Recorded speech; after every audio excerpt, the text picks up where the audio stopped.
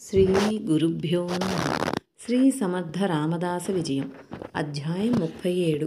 శ్రీరామ జయ రామ జయ జయ రామ. గోవా నుండి వచ్చిన మేలి రకం మామిడి పండ్లు గురుప్రసాదం. శ్రీ నిత్యానందుల వారు శ్రీ సమర్థ రామదాస స్వామి వారి యొక్క సమయస్ఫూర్తిని, అనుగ్రహాన్ని సూచించే మరికొన్ని లీలలను ఇట్లు వివరించసాగిరి. మహాత్ముల ప్రతి కదలికయు అర్థవంతమైనదై ఉండును. ప్రతి వాక్యము శిష్యులను సంస్కరించునదై ఉండునటలో సందేహమక్కర్లేదు. వారి చర్యలన్నయు శిష్యులను సర్వవిధములా పరిరక్షణ చేయుటికేనని చెప్పుచు, విద్యాసాగర శ్రీ సమర్థుల వారి వాక్కు అమోఘమని ఎన్నో సందర్భాల్లో తెలుసుకున్నాము గదా, ఇప్పుడేమి లీల చూపెదరో దర్శించదమని కన్నులు మూసి శ్రీ సమర్థులను ధ్యానించి తిరిగి ఇట్లు చెప్పసాగిరి. విద్యాసాగర సద్భక్తుడు తన మనసుకు ప్రీతిగొలుపు వస్తువును ముందుగా భగవదర్పణం చేసి తర్వాతనే తాను అనుభవించవలెననేది శాస్త్రవిహితం. అదేవిధంగా సద్గురుని శిష్యుడు తన గురువును భగవంతునిగా భావించాలని, తనకు ప్రీతికరమైన వస్తువు ఏదైనా ముందుగా గురుదేవునికి సమర్పించాలని, ఆ పిమ్మటనే తాను అనుభవించాలని శ్రీ గురుగీతలో శంకరుడు పార్వతీమాతకు బోధించియున్నారు. ఈ నియమాన్ని సత్శిష్యులు తప్పక పాటించాలి. శివాజీ మహారాజు నిజంగా తాను అనుభవిస్తూ ఉన్న భోగాలన్నీ సద్గురుదేవులైన శ్రీ సమర్థులకు సమర్పించాలనే సంకల్పంతోనే మొదటి నుండి వారిని అడవిలో నివసించవలదని, ఏకాంతమునకు భంగం వాటిల్లని విధంగానే భవన నిర్మాణం చేసి కావలసిన వసతులన్నీ ఏర్పరుస్తానని ప్రార్థించేవాడు. కానీ సర్వతంత్ర స్వతంత్రులైన శ్రీ సమర్థులకు ఇది సమ్మతం కాలేదు. చాలా కాలానికి ఎట్టకేలకు సజ్జనగడలో ఉండుటకు సమ్మతించారు.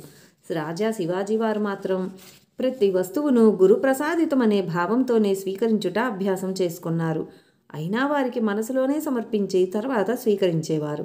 ఈ విధంగా రోజులు గడుస్తుండగా ఒకనాడు మేలిరకం మామిడి పండ్లు శివాజీ మహారాజు వారికి ఎవరో సమర్పించారు. అవి దివాణంలో రాణిగారికి పంపబడినాయి. రాజకార్యాలన్నీ చక్కబెట్టుకొని రాజావారు అంతఃపురానికి చేరుకొనేసరికి రాత్రి చాలా ప్రొద్దుపోయింది. రాణిగారు వారి రాకకై మామిడి పండ్ల రసంతో వేచి ఉన్నారు.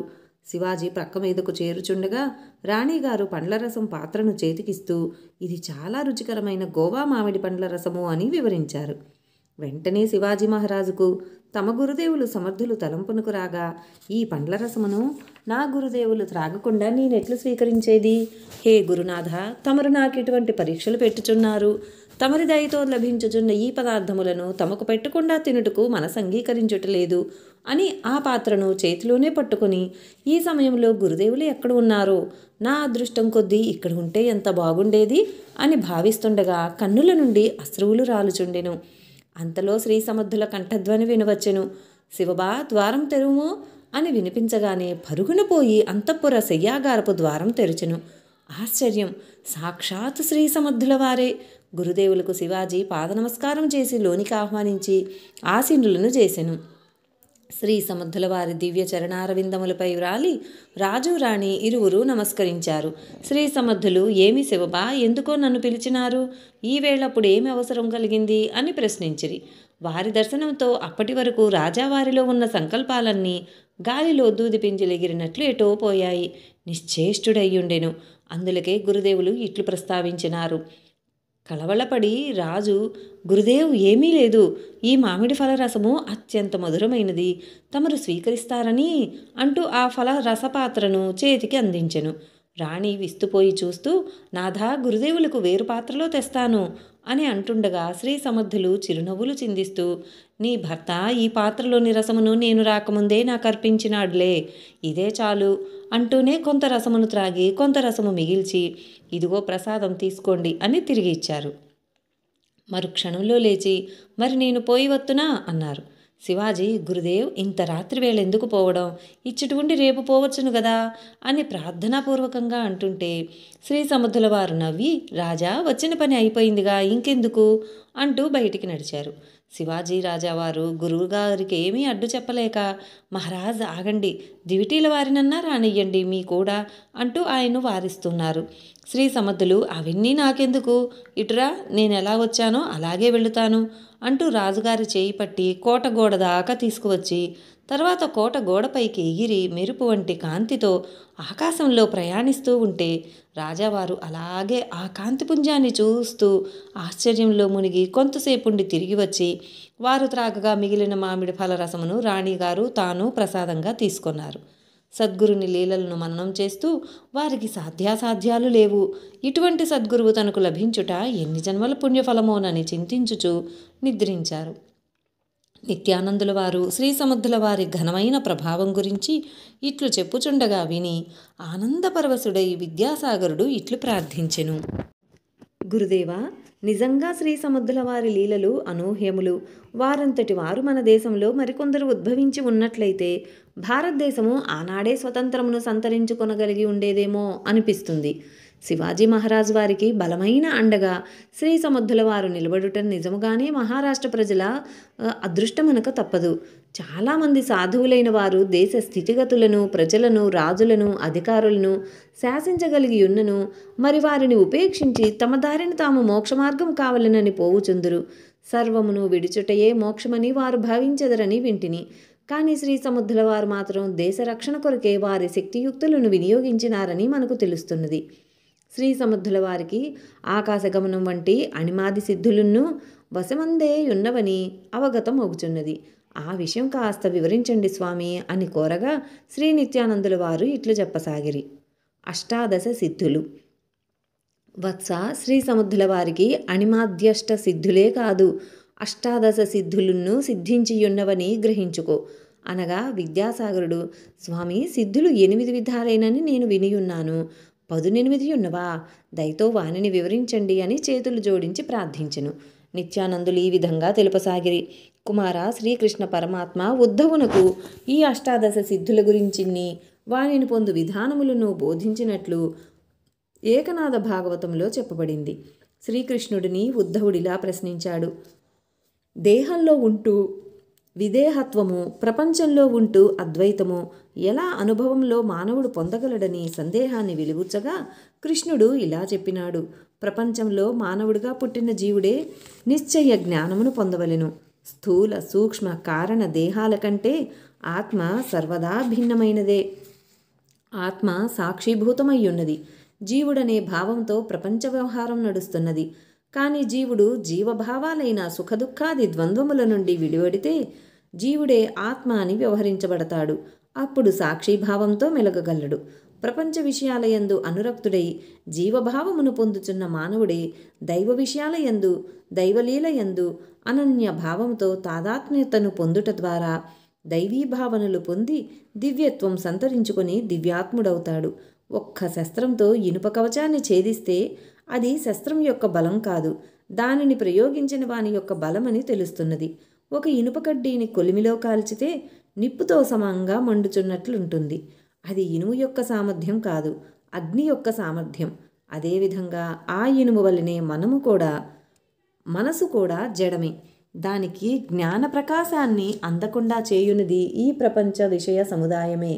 ఈ బయటి విషయాలను లోనికి చేరవేయునివి కళ్ళు, చెవులు, చర్మము. వీటిని అదుపు చేసుకున్న వానికి మనసు జ్ఞాన విషయములందు ఆకర్షితమగును. ఆత్మయందులి ప్రకాశం మనస్సునందు ప్రతిఫలించును.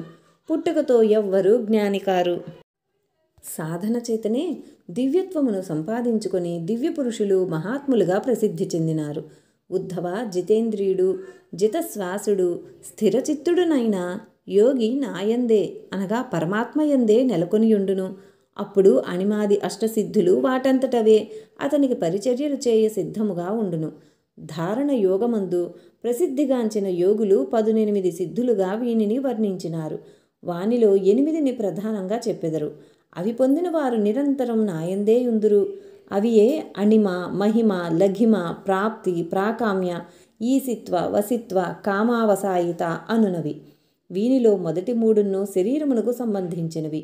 అనగా శరీరాన్ని సూక్ష్మరూపంగాను, మహారూపంగాను, లఘురూపంగాను మార్చుకుని సిద్ధులు. ప్రాప్తి అన్నది ఇంద్రియాధిష్టాతృ దేవతలకు సంబంధించినది. ప్రాకామ్యమనగా లౌకిక, పారలౌకిక పదార్థములను యథేచ్ఛగా అనుభవించవచ్చునన్నది. ఈసిత్వమనగా శక్తి సముదాయమునకు ప్రేరణ కలిగించు సిద్ధి. వసిత్వమనగా విషయములందు ప్రవర్తించుచున్నను దేనియందున్నో ఆసక్తి చూపక మనసును వశమందుంచుకోను సిద్ధి. కామావసాయిత సిద్ధి అనగా తాను కోరిన సుఖములను అనుభవించగల సామర్థ్యం. ఇవన్నీయు నా ప్రసాదములే. యోగి వీనిని ఉపయోగించుకొన్నను దోషము లేదు. కానీ వీనితో ఇతరులకు కీడు చేస్తే మాత్రం రౌరవాది నరకములు పొందవలసి ఉంటుంది. అహంభావము అతిశయములను చూపక ఉన్నంత వరకు అతనికి సత్కీర్తి కలుగును. మిగిలిన 10 సిద్ధుల గురించి తెలిపెదను వినుమని కృష్ణుడిట్లు చెప్పుచున్నాడు. 1. అనూర్మిమంతం. క్షుత్పిపాసలు, శోకమోహములు, జరామరణములు అను షడూర్ములు లేకుండా బ్రతకగలడు. అనగా ఆకలి దప్పికల నుండి అతీతుడు కాగలడు. శోకమునకు కృంగడు, మోహమును దరికి రానీయడు, వృద్ధాప్య భావనయుండదు, మృత్యువును అధిగమించును, అనగా అమృతత్వమును పొందును. ఇవన్నీ సాధించుట ఒక సిద్ధి. 2. దర్శనం. 3. దూర శ్రవణం. 4. దూర గమనం. 5. కామరూప ధారణం. 6. పరకాయ ప్రవేశం. 7. స్వచ్ఛంద మరణం. 8. దేవానాం సహక్రీడాను దర్శనం. 9. సంకల్ప సిద్ధి. 10. అప్రతిహత ఆదేశము అనునవి 10 సిద్ధులు. ఇవన్నీ గుణజాత సిద్ధులు. ఇవిగాక మరి 5 సిద్ధులు కూడా కలవు. అవి వరుసగా త్రికాలజ్ఞత్వము, శీతోష్ణాది ద్వంద్వ సహిష్ణుత్వము, పరచిత్తాది విషయిక జ్ఞానము, అనగా ఎదుటివారి మనసు నెరుగుట, అగ్ని సూర్య జల విషాది ప్రభావ స్తంభనం. 5. అపరాజయం. ఈ 5 నిషేధ సిద్ధులని మోక్షగాములైన యోగుల ఉద్దేశ్యం. అది ఏ నా అభిమతమును ఉద్ధవ పైన చెప్పబడిన సిద్ధులు ఏ విధమైన ధారణాదులచే లభ్యమగునో ఇప్పుడు వివరించదనని చెప్పదొడంగెను. సూక్ష్మాతి సూక్ష్మమైన భూతరూప ఉపాధిలో నన్ను ధారణ చేయుట ద్వారా సాధకుడు అణిమా సిద్ధిని పొందును. మహత్తత్వ రూపములో నన్ను ధ్యానధారణ చేయు సాధకుడు మహిమా సిద్ధిని పొందును. వాయువు, జలము, పృథ్వీ, అగ్ని మొదలైన 4 భూతముల యందు నన్ను ధారణ చేయు యోగికి లఘిమా సిద్ధి లభించును. సాత్వికాహంకార రూపమున నన్ను ధారణ చేయుట వలన ఆ యోగికి ప్రాప్తి సిద్ధి లభించును. మహత్తత్వ ఉపాధి రూపంలో ధారణ చేయు యోగికి ప్రాకామ్య సిద్ధి లభించును. త్రిగుణ మాయాధీసుడను కాలస్వరూపుడనైన విష్ణురూపంగా ధారణ చేయు యోగికి ఈశిత్వ సిద్ధి లభిస్తున్నది. సర్వేశ్వరుడనైన నారాయణ స్వరూపుడను తురీయ నామధేయుండనగు నాయందు దృష్టి నిలిపి ధారణ చేయు యోగి వసిత్వ సిద్ధిని పొందును. అనగా గుణములందు విషయములందును ఆసక్తి లేకుండు స్థితి.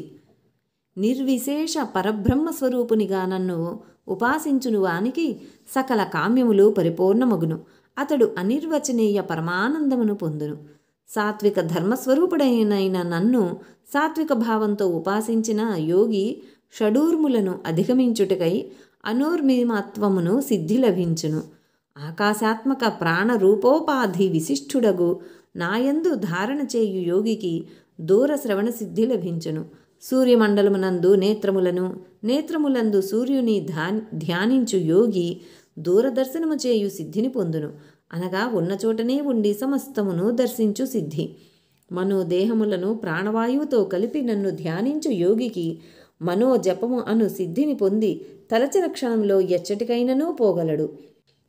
అత్యంత శక్తియుక్తుడైన నన్ను మనస్సును ఉపాదాన కారణముగా చేసి ధ్యానించు యోగి కామరూప సిద్ధి వలన తానే రూపము ధరించవలనన్న ఆ రూపమును ధరించగలడు. పరకాయ ప్రవేశము చేయదలిచిన యోగి తానా శరీరమునందే ఉన్నానని భావించి ధారణ చేయును. పుష్పము నుండి పుష్పమునకు ఎగిరిపోవు భ్రమం వలె అతని యొక్క ఆత్మ మరి యొక్క శరీరంలోనికి ప్రవేశించును. స్వచ్ఛంద మరణం.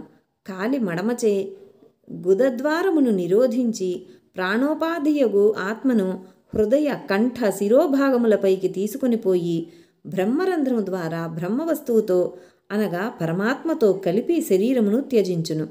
దేవ విహార స్థలములను దర్శించగోరు యోగి నా శుద్ధ సత్వమును ధారణ చేసిన ఎడల విమానారూఢులైన దేవతల దర్శనం పొందును. సత్సంకల్పముందనకు నాయందు ధారణ చేసి శ్రద్ధాళువైన యోగి పొందలేని సిద్ధి ఏదీ లేదు. సంకల్ప సిద్ధిని పొంది లోక కళ్యాణమును చేయును. ఒక్క మాటలో చెప్పవలెనన్నా నేనే అతని యందు వర్తించెదను. సర్వనియంతగా నన్ను ఉపాసించువానికి నా యందలి భక్తిభావన చేత త్రికాలజ్ఞత్వం లభించును. జలములో నుండి ప్రాణులకు జలము వలన ఎట్టి హానియు కలుగనట్లు నా భక్తి సంపన్నుడైన వానికి యోగ పరిపక్వత లభించును. కావున జలము, అగ్ని వాటి స్వభావమును కోల్పోవును. ధ్వజము, ఆతపత్రము వ్యజనము శ్రీవత్సములను ధరించి శంఖ చక్ర గదా పద్మ హస్తునిగా నన్ను ధారణ చేయువాడు అజేయుడగును. ఎవ్వరి చేతను పరాజితుడు కాడు. వీనిలో దేనిని సాధించవలెనన్నను సాధకుడు తొలుత సాధనా చతుష్టయ సంపన్నుడు కావలెను. అనగా ముందుగా 1 నిత్యానిత్య వస్తు వివేకము, అనగా నిత్యమైన వస్తువేదో అనిత్యమైన వస్తువేదో యథార్థముగా తెలుసుకొను విజ్ఞానం.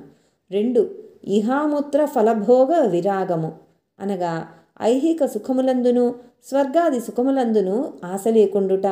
3 శమాధి షట్క సంపత్తి, శమము అనగా అంతరింద్రియ నిగ్రహము, దమము అనగా బాహ్యేంద్రియ నిగ్రహం, ఉపరతి అనగా తనలో తాను సంతృప్తి సంతోషమును పొందుట ద్వారా ఆత్మానందమునకు దగ్గరగుట. శమ దమాదులు ఆచరించుట ద్వారా సంపాదించిన లబ్ధి వలన శాశ్వత వస్తువైన పరమాత్మపై మనస్సు నిలుపుట ద్వారా పొందే శాంతినే ఉపరతి అని కొనియాడినారు. తితీక్ష ఈ ప్రపంచంలోని ద్వంద్వములకు చెలింపకుండుట.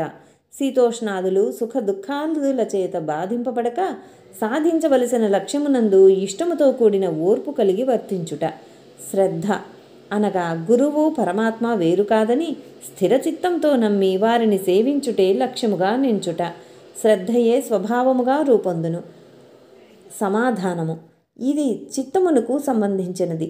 మొదటి 5 సాధనల ఫలితంగా పరమాత్మ గురించి గాని సద్గురుని గురించి గాని సందేహములు లేకుండుట మనస్సు నిశ్చలత నుండి మోక్షము పొందుటకు అర్హత కలిగించును. 4 ఆ పైన 4వ సంపద అయిన ముముక్షుత్వం ప్రాప్తించును. పై సంపదను పొందవలెనన్నచో సాధారణ మానవుడు గాని సాధకుడు గాని సద్గురుని వాక్యములు శ్రవణం చేయవలెను. శ్రవణం చేసిన విషయములను మననం చేయవలెను. ఆ విషయములను మనసునందు నిధిధ్యాసము చేయవలెను. అనగా మననం చేయునప్పుడు కలుగు సందేహములను నివారింపజేసుకున్నట్టుకు ప్రయత్నించవలెను అని శ్రీకృష్ణ పరమాత్మ ఉద్ధవునకు బోధించియున్నారు. విద్యాసాగర ఈ విధమైన సాధనలు చేయక ఎవ్వరునూ మోక్షార్హులు కాలేరు. ఇవన్నీయు సద్గురు సేవ ద్వారా మాత్రమే తెలియనగును. గ్రంథపఠనం కొంతవరకే ఉపయోగపడును. కావున సద్గురువును అన్వేషించి పొందవలెను. ఎన్నో జన్మల పుణ్యవశమున గాని సద్గురువు లభించడు. శ్లోకము గుకారోంధకార స్యాత్ రుకారస్తన్నిరోధకః అంధకార నిరోధత్వాత్ గురురిత్యభిధీయతే అని శివుడు పార్వతీమాతకు బోధించియున్నాడు. గు అనగా చీకటి అనగా అజ్ఞానము, రు అనగా వెలుగు అనగా జ్ఞానప్రకాశము అని అర్థం. వెలుగు వచ్చుటతోడనే చీకటి తొలగిపోవునని భావము. చీకటి తొలగుట అనగా వెలుగులోనే చీకటి లయమగును అనగా అజ్ఞానము జ్ఞానములో లయమగునని అర్థం. వెలుగు లేనందున చీకటి ఆవరిస్తుంది, కానీ చీకటికి ప్రత్యేక ఉనికి లేదని దీని ద్వారా తెలుస్తున్నది. విద్యాసాగర మన మనసునందుండు అజ్ఞానమును చీకటి వలన శరీరం కూడా అజ్ఞానమయమగుచున్నది. మనసునందు వెలుగు జ్ఞానప్రకాశం గోచరించినచో శరీరము జ్ఞానమయమగును. అటువంటి జ్ఞానప్రకాశం సద్గురుని పాదసేవనం ద్వారానే లభిస్తుందని వివరించి తర్వాతి వృత్తాంతమును ఇట్లు చెప్పసాగిరి. వత్స విద్యాసాగర, సాధువు యొక్క సరి అయిన ఉదాహరణము శ్రీ సముద్రుల వారే. సాధువు ఎట్లుండవలెనో శ్రీ సముద్రుల వారు తమ దాసబోధలో ఈ విధంగా వివరించియున్నారు విను. సాధు లక్షణములు. సాధువులు సిద్ధులు నడయాడే సత్యస్వరూపులే, అనగా సత్యదర్శనం చేసియున్నవారు. ఆ దర్శనంతో వారు అమృతపానం చేసినట్లు తేజోవంతులై ఉండెదరు. వారి శరీరములోని సర్వాంగముల ద్వారా తేజస్సు బహిర్గతమగుచుండును. ముఖ్యంగా వారి కన్నుల నుండి వెలువడు దృష్టిని సాధారణ వ్యక్తులు తట్టుకొనలేక తలదించుకొందురు. సంపూర్ణమైన వారి వ్యక్తిత్వమును వారి నడత ద్వారా ఇతరులు గ్రహించుకొనవలనే గాని తమకు తామై తమ శక్తిని ప్రకటించుకొనరు. సాధకులైన వారు మాత్రమే సిద్ధపురుషులను నిజ సాధువులను గ్రహించుకొనగలరు. వేదశాస్త్రములందు సిద్ధలక్షణములు వర్ణించబడి ఉన్నవి. ఆ శాస్త్రములు ఎవనిని సత్యస్వరూపుడని కొనియాడినవో ఆయా లక్షణములతో ప్రకాశించు వ్యక్తిని చెంతచేరి సత్యమును తెలుసుకొనవలసిన అవసరం మానవులందరికీ కలదు. వారి సాహచర్యము చేత సాధారణ వ్యక్తి కూడా సుగుణములను అలవర్చుకొని జ్ఞానమును పొందగలడు. అట్లు వారి సాంగత్యమును పొందవలెనంటే అసలైన సాధు లక్షణములను ముందుగా అందరూ తెలుసుకోవాలి. సాధువు స్థితప్రజ్ఞుడై ఉంటాడు. అతడు నిర్భయుడు కాబట్టి అందరికీ అభయం ఇవ్వగలిగి ఉంటాడు. అతని లక్ష్యం స్వస్వరూపానుసంధానమునందే ఉండును. బాహ్య విషయములేవియూ అతనిని చెలింపజేయలేవు. ఇతరుల హావభావములతో అతనికి పనిలేదు. వారు సమాజంలో చరించునప్పుడు సాధకుల వలె కనపట్టుచుందురు. కానీ వారి అంతరంగ స్థితిని నేర్పరులైన సాధకులు తెలుసుకొనగలరు. నిజమైన సిద్ధునకు సందేహములుండవు. వారి లోపల వెలుపల సమాధానమే ఉండును. వారి సన్నిధిలో ఎవ్వరూ దాచగలిగిన విషయాలు ఉండవు. వారు సర్వజ్ఞులై ఉందురు. నిరంతరం స్వస్వరూప స్థితి యందు అచలమై ఉన్నందున చరించుచున్నను వారి నిశ్చలతకు భంగము లేదు. పరుగెత్తుచున్నను అచలుడే. దీనికి ముఖ్య కారణం వారి అంతరంగ స్థితి. వెలుపలి దేహాదులెట్లున్నను వారి లక్ష్యము భగవానుని యందే ఉండును. అటువంటి వానినే సాధువందురు. అతనికి ఈర్ష్య, ద్వేషము, కోరిక, లాభము, నష్టము, లోభము, క్రోధము అను వానితో సంబంధము తెగిపోయింది. కావున అతని హృదయము నిర్మలమై ఉన్నదని ముఖవర్చస్సు నుండి ప్రస్ఫుటమగును. ప్రవృత్తిని అధిగమించినవాడు, నివృత్తి యందు స్థిరత్వమును పొందినవాడునైన సాధువును మోహింపజేయగలుగునది ప్రపంచమందేదియూ లేదని తెలియాలి. నిరంతర బ్రహ్మానందానుభూతిని అనుభవించువానికి కొరతలేమీ ఉండవు. అతని యందు ద్వంద్వములు లేవు. అందుచే స్వార్థమునకు తావు లేదు. ద్వైతము లేనందున అవివేకముండదు. ఆకాశము వలె మృదువుగా నుండుట వలన కాఠిన్యం ఉండదు. పరమార్థ భావన చేత దురాశ వారి దరి చేరదు. తాదాత్మ్య భావన చేత దేహభావన లేదు. అందుచేత నిరుపాధికులంటారు. సాధువుకు మానము అవమానములందు సమభావమే ఉండును. పరమునందు లక్ష్యముంచిన కారణంగా పరమదక్షుడగుచున్నాడు. అనగా అసాధ్యమును సుసాధ్యము చేయు శక్తి కలిగి ఉండును. మలిన భావనలు లేనందున నిర్మలుడు, నిత్యుడు, సత్యుడు అనబడును. ఈ స్థితి లభించుట కొరకు సాధువులతో సహవాసము చేయవలెను. ఆత్మదర్శనము కలుగుటతోడనే ఈ లక్షణములన్నీయూ అతని యందు ప్రకాశించును. దీపము వెలిగించిన తక్షణమే ఎట్లు చీకటికి ఉనికి ఉండదో అట్లే ఆత్మదర్శనమైన సిద్ధునకు దుఃఖ శోక తాపములు పటాపంచలగును అని శ్రీ సముద్దుల వారి దాసబోధలో నిర్వచించినారు. కళ్యాణ్ గురునిష్ఠ. విద్యాసాగర శ్రీ సమర్థ రామదాస స్వామి వారికి అణిమాది అష్టసిద్ధులే కాక అనేకమైన సిద్ధులు ఆశ్రయించియున్నవి, కైవసమైనవి. కానీ వారు అందు ప్రతిదానిని పరమార్థమునికే వినియోగించినారు. స్వార్థానికి ఉపయోగించలేదు. తమ ఆకలికి ఏనాడు ఆయన పదార్థాలను సృష్టించలేదు. శివాజీరాజు పరివారంతో వచ్చినప్పుడు ఆయన తన సంకల్పంతో వారందరికీ ఆహారం ఏర్పాటు చేశారు. అసలైన సాధు లక్షణమంటే అదే. తన జీవితము, శక్తి మొత్తం పరులకు హితం చేయుటలోనే తృప్తి చెందెదరు. విద్యాసాగర, వారి శక్తిని ఇతరుల యందు ప్రేరణ చేయుటకు కూడా వారు సమర్థులే. విను. కళ్యాణ్ అను శిష్యుడు శ్రీ సముద్దుల వారి ప్రేమను చూరగొన్నాడని చెప్పాను కదా. అతను ఒకసారి తాను వ్రాసిన గ్రంథములన్నీ తెచ్చి శ్రీ సముద్దులకు చూపగా వారు అతనితో ఇట్లనిరి: కళ్యాణ్, గ్రంథములలోని అక్షరములు సర్వులకు సులభగ్రాహ్యములుగా ఉండాలి అన్నారు. కళ్యాణ్ నమస్కరించి, స్వామి గురుదేవా, తమరు ఒకసారి వ్రాసి చూపినచో దానిని చూచి నేను వ్రాయగలనని పలికెను. శ్రీ సముద్దుల వారప్పుడు ఒక గుహలో ఉన్నారు. ఆ కొండ గుహలో చేయి పెట్టి భూర్జర పత్రములపైన వ్రాసి ఉండిన గ్రంథమును ఒకదానిని తీసి ఇచ్చి దీనిని చూచి వ్రాయమని ఆజ్ఞ ఇచ్చిరి. కళ్యాణ్ వారికి ఆశ్చర్యమయ్యెను. ఆ పత్రముపై అక్షరములు బంగారు రంగులో మెరయుచుండెను. దానిని చూచి అక్షరములను చక్కని శైలిలో కళ్యాణ్ వ్రాయగలిగెను. తర్వాత ఎన్నో గ్రంథములు ఆయన వ్రాసెను. అంతేకాదు, కళ్యాణ్కు గురునిష్ఠ ద్వారా ఎంతో శక్తి సంప్రాప్తించింది. విను. కళ్యాణ్ గురునిష్ఠ గురుదేవుల ఉత్తరీయం. ఒకసారి శ్రీ సమర్థులు సజ్జనగడ మఠంలో ఆంగ్లాయి మాత ఉత్సవం జరిపించారు. అంగాపురం నుండి తేబడిన మహిషాసురమర్దిని అమ్మవారిని అక్కడ ప్రతిష్ఠింపజేశారు గదా. ఆమె పేరు ఆంగ్లాయి. అంగాపురం నుండి వచ్చిన ఆయి అంటే మాత అని అర్థం. ఏ పండుగ వచ్చినా ఆమెకు ఉత్సవం చేయించి ప్రసాదాలు పంచేవారు. ఆ రోజు ఉత్సవానంతరం శ్రీ సమర్థులు కోట గోడపైన పచార్లు చేస్తూనే పరమార్థ బోధ చేస్తూ ఉన్నారు. శివాజీ రాజావారు, ఉద్ధవుడు, కళ్యాణ్ స్వామి, దివాకర్ భట్, అక్కాబాయి వీరితో పాటుగా మరికొందరు శిష్యులను గురుబోధలను వింటూ ఆ కోటగోడపై తిరుగుచున్నారు. మధ్య మధ్యన చెలోక్తులతో నవ్విస్తున్నారు. ఈ కోటగోడపై నుండి ఎంత చక్కగా గాలిలో తేలుతూ విహరించి వస్తే ఎంత బాగుంటుంది అంటూనే, అక్కాబాయి, ప్రసాదం ఏం తయారు చేశావు అంటూ అడిగారు. అక్కాబాయి ఒక గంపతో లడ్డూలు అందిస్తూ, గురుదేవ్, ఇదిగో ప్రసాదం అన్నది. ఇంతేనా? ఇవి మా కళ్యాణ్కే చాలవు అని గురుదేవులు అంటూ ఉంటే విని శిష్యులు కొందరు వారిలో వారు గుసగుసగా తిండిపోతుకేమీ సరిపోవు అనుకుంటున్నారు. అంతలో మరో గంప లడ్డూలున్నాయి లోపల. అక్కాబాయికే ఆశ్చర్యం అనిపించింది. తాను చేసింది ఒక గంప లడ్డూలే, మరి ఇంకో గంప ఎక్కడి నుండి వచ్చిందో. ఇది గురువు అనుగ్రహమేననుకొని అది కూడా తెచ్చి, గురుదేవ్, ఇదిగో మరో గంప లడ్డూలున్నాయి అన్నది. సరే, అక్కడున్న వారికి నీవు పంచు అంటూ కళ్యాణ్ తిను అని 10 లడ్డూలు ఇచ్చారు. కళ్యాణ్ తన ఉత్తరీయం కుంగుబట్టి తీసుకున్నాడు. మిగిలినవన్నీ అందరికీ ఇస్తున్నారు శ్రీ సమర్థులు. అలా పంచుతుండగానే పెద్ద గాలి దుమారం వచ్చింది. గురువుగారి భుజం పైనున్న ఉత్తరీయం ఆ గాలిలో ఎగురుచూ పోతున్నది. దూరంగా పోయి గాలిపటం ఎగురుచున్నట్లు ఎగురుచున్నది. ఒక్కసారిగా శ్రీ సమర్థులు, కళ్యాణ్, నా ఉత్తరీయం పోవుచున్నదిరా అని కేకవేశారు.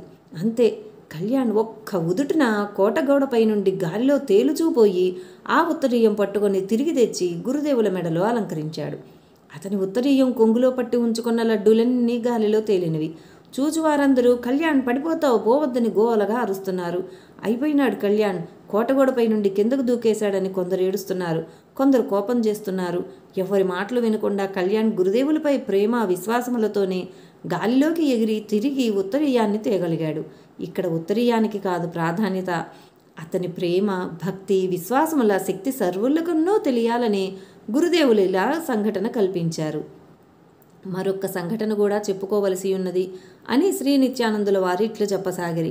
వత్స విద్యాసాగర, సాధన చేత మహాత్ములు దివ్యశక్తులు పొందుటయ్యన్నది సహజంగా అందరూ విశ్వసిస్తారు. కానీ అటువంటి మహాత్ముని విశ్వసించి ఆరాధించి దివ్యశక్తులను పొందుటయ్యన్నది అందరూ విశ్వసించలేని విషయం. అయినా అలా పొందవచ్చునని నిరూపించాడు కళ్యాణ్. ఇతని చరిత్ర కూడా ఒక గ్రంథం కాగలదు. ఒకసారి శివాజీ మహారాజు వారు గురుదేవులకు సర్వ అలంకారములతో ఒక గుర్రమును సమర్పించారు. శ్రీ సమర్థుల వారు, నాకెందుకీ గుర్రాలు, ఏనుగులు అంటుంటే రాజావారు తమరు ఎక్కడికైనా వెళ్ళాలంటే వేగంగా వెళ్ళగలరని సమర్పించానని సవినయంగా చెప్పుకున్నారు. శ్రీ సమర్థులు నవ్వుకొని సరే స్వీకరిస్తున్నానని వారికి తృప్తి కలిగించి ఆ గుర్రానికన్నా అలంకారాలన్నీ తీసేయమన్నారు. శివాజీ, ఇది చాలా పొగరగలది గురుదేవా అని చెప్పారు. శ్రీ సమర్థులు అలాగా అంటూనే జీను కళ్ళెం లేకుండానే దానిపై ఎక్కి స్వారీ చేస్తూ క్షణంలో కనుమరుగైనారు. కళ్యాణ్ స్వామి, ఉద్ధవ స్వామి ఇరువురును ఒకరు చక్కెర, ఒకరు కమండలంలో నీరు తీసుకుని గురుదేవా అంటూ గాలిలోకి ఎగిరిపోయినారు. ఆ గుర్రం శరవేగంతో పోయి ఒకచోట ఆగగా గురుదేవులకు ఆ వెనుకనే వచ్చిన శిష్యులు ఇరువురు త్వరగా చక్కెర, నీరు అందించారు. శ్రీ సమర్థులు ఆ నీరు త్రాగి, మీరు వెనకాలే రండి, నేను మఠానికి పోతాను అని ఆజ్ఞాపించారు. వారిరువురు తిరిగి ఆశ్రమానికి వెళ్ళేప్పుడు మాత్రం నడుచుకుంటూ వెళ్ళి చేరుకున్నారు. శివాజీ ఆశ్చర్యంతో చూస్తుండగా దానిని చెవులు పట్టి అప్పగించుచు, శివాజీ, ఇది నీకు బాగా పనికొస్తుంది, తీసుకెళ్ళు, దీని ద్వారా అనేక విజయాలు సాధించు అంటూ ఆశీర్వాదం చేశారు. వెనకాలే వచ్చిన కళ్యాణ్, ఉద్ధవులను చూచి మఠంలోని వారంతా ఆశ్చర్యంతో ప్రశ్నల వర్షం కురిపించారు. శ్రీ సమర్థుల వారు గుర్రం మీద వాయువేగంగా వెళ్ళారు, మీరెలా కలుసుకోగలిగారని ప్రశ్నించారు. మేము కూడా వాయువేగంతోనే వెళ్ళామని వారు సమాధానం చెప్పారు. మరి తిరిగి వచ్చేప్పుడు ఎందుకు నడుచుకుంటూ వచ్చారని ప్రశ్నించారు. అందులకు వారు, ఇందులో ఆశ్చర్యం ఏముంది, గురు కార్యానికి గురుశక్తి ఉపయోగపడుతుంది, మన అవసరానికి మన శక్తే ఉపయోగించుకోవాలి అని సమాధానం చెప్పాడు కళ్యాణ్ అని శ్రీ నిత్యానందులు చెప్పగా, విద్యాసాగరుడు, స్వామి గురుదేవ, శ్రీ సమర్థులను సేవించిన కళ్యాణ్ స్వామి కూడా సమర్థుడే అయినాడని దీనిని బట్టి తెలుస్తుంది. శ్రీ సమర్థుల గురించి మరికొన్ని విషయాలు చెప్పండి అని ప్రార్థించాడు. శివాజీకి సంకటం. విద్యాసాగర, ఒకసారి శివాజీ మహారాజునకు గొప్ప సంకటం ఏర్పడింది. ఆ సమయంలో శ్రీ సమర్థులు తీర్థయాత్రల్లో ఉన్నారని తెలిసింది. శివాజీని తనకు విధేయునిగా చేయమని షహాజీని అనగా ఆయన తండ్రిని బాదుషా బీజాపూర్లో చాలా ఇబ్బంది పెట్టినాడు. అతని చేత కుమారునికి శివాజీ ఆ రాజుకు సహకరించాలని లేఖ వ్రాయించినాడు. కానీ శివాజీ తన తండ్రి లేఖకు సమాధానం ఇవ్వలేదు. నా గురుదేవే నాకు ముఖ్యం అని లేఖ తెచ్చిన వానితో చెప్పి పంపినాడు. బాదుషా షహాజీని, వెంకోజీని బందీలుగా చేసి ఖైదులో ఉంచాడు. అఫ్జల్ ఖాన్ అనే సర్దార్తో ఎట్లయినా సరే శివాజీని చంపమని ఆజ్ఞాపించాడు. అతడు మహాక్రూరుడు. సైన్యాన్ని సమకూర్చుకొని తుల్జాపూరు, పండరీపూర్ మధ్యన తిరుగుచూ దేవాలయాలు ధ్వంసం చేస్తే శివాజీ ఎదుటపడతాడని అతని పన్నాగం. సామంతరాజుల వద్ద నుండి లేఖలు వస్తున్నాయి.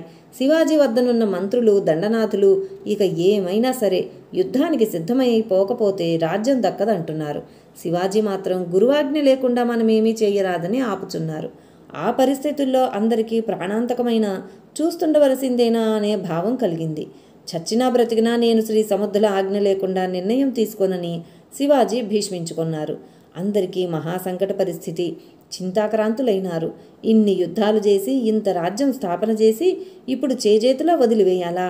శ్రీ సమర్థులు దుష్టశిక్షణను ఆమోదిస్తారు కదా, ఇప్పుడెందుకు ఉపేక్షిస్తున్నారు అని అందరూ శ్రీ సమర్థులను మానసికంగా ఉపాసించినారు.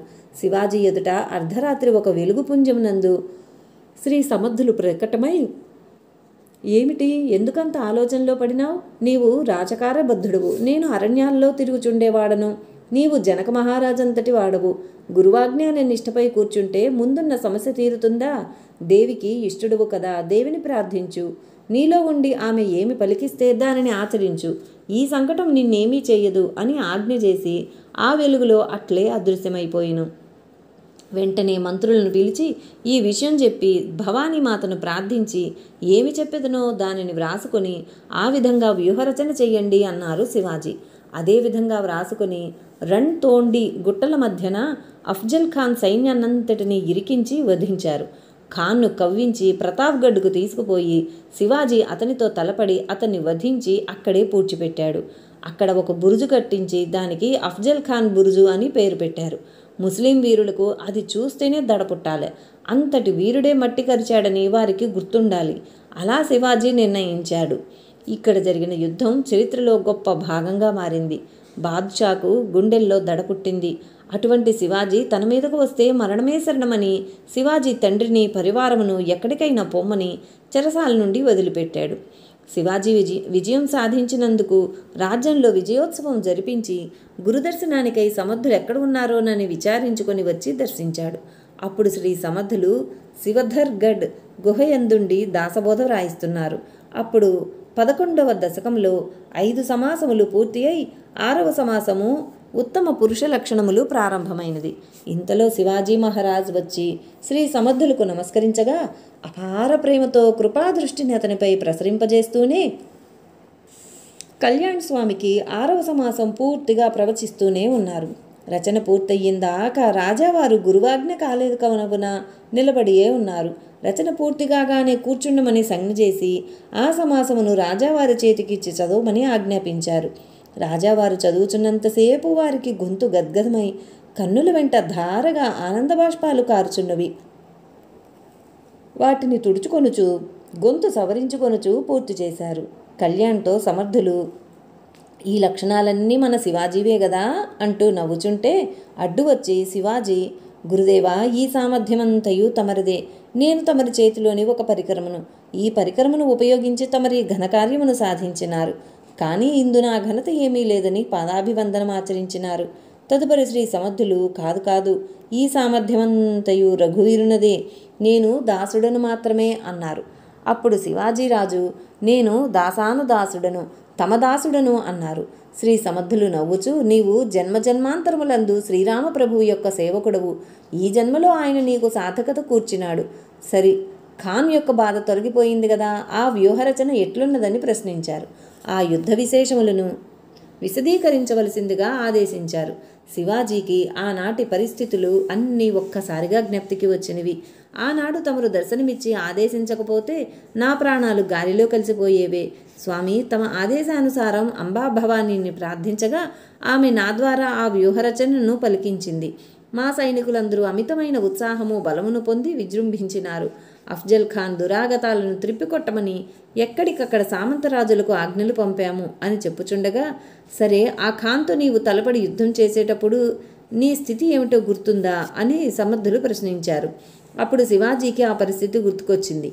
మహారాజ్ ఏమని చెప్పాలి, నన్ను వాడు చంకలో బిగించి పట్టుకొని శిరసు ఖండించాలని ప్రయత్నించే సమయంలో నేను దేహభావనలో లేను. సూక్ష్మ జీవి అయిన చీమల వలె అందరూ కనిపిస్తున్నారు. అంటే నేను ఉగ్ర మారుతి వలె భారీ కాయను ధరించి కొండంత బరువు కావడంతో వాడి పట్టు నుండి తప్పించుకున్నాను.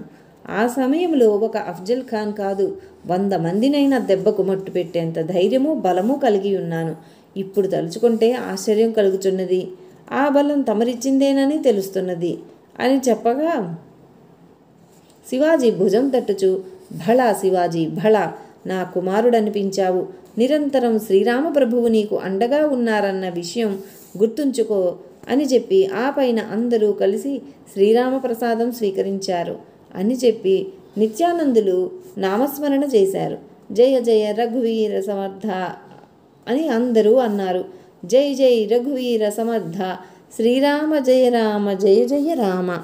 ఇది విద్యాసాగర శ్రీ నిత్యానంద యోగి సంవాద రూపమున శ్రీ దత్తాత్రేయ సంప్రదాయ శిష్య పరంపరలోని శ్రీ శ్రీ శ్రీ స్వామి విఠలానంద సరస్వతి మహారాజు విరచిత శ్రీ సమర్థ రామదాస విజయములోని 37వ అధ్యాయం సంపూర్ణం.